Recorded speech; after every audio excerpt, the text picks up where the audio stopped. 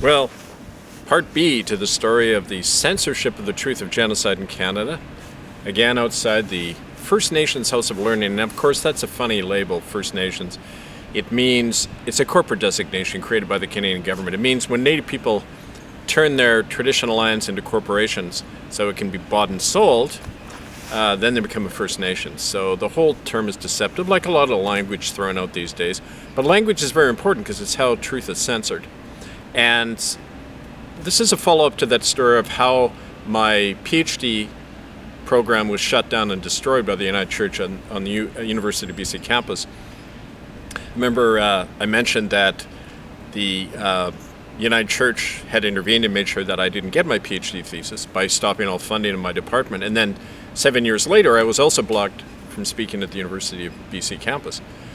After Richard Fredericks, the professor who invited me, was told unceremoniously not to have me back to give any more lectures. Well, it turned out that the reason the University of BC president, Martha Piper, had ordered that, and every level of authority at UBC had stopped me from lecturing again, was because they had received a phone call from a United Church lawyer called John Jessamine, who was in fact the same lawyer who was organizing my public defrocking.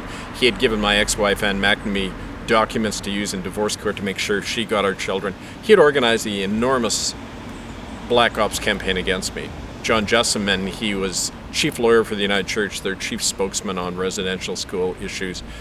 A completely evil man. When you have any contact with him, you'll know what I'm talking about.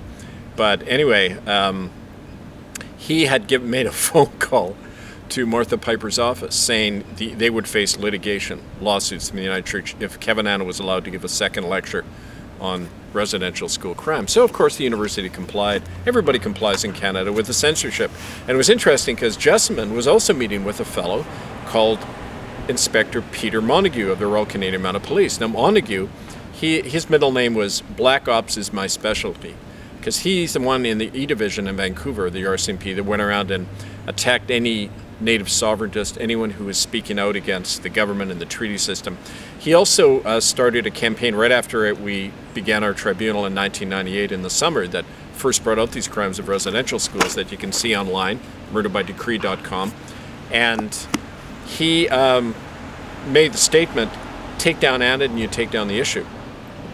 So he began to pay off the judges at our tribunal, paid Natives to go, not give any testimony and to speak out against me. The kinds of things you see now all over the internet against Kevin Annett, that groups, RCMP-funded groups like Unify the People, Masks, Hugs Not Masks, all of these are government front groups set up to distract people away from doing what our campaign with the Republic of Canada is all about, which is self-governance, taking power back. They would rather have you protest and hand out leaflets. That's the extent of of dissent that's allowed in these government-controlled groups. Well, the same groups are now going after me, recycling all these smears that the RCMP and the United Church began after 1998 and during this period when I was blocked at the University of British Columbia. So academic censorship, RCMP attacks, character assassination, shutdowns, the censorship of the truth now against these genocidal actions by the government against us with the COVID police state. All of that is standard play in Canada. It's the operating procedure in this police state, which has been in, this is the way it's been since Confederation in 1867, is the way Canada operates. Some of us who've been through it learned that the hard way.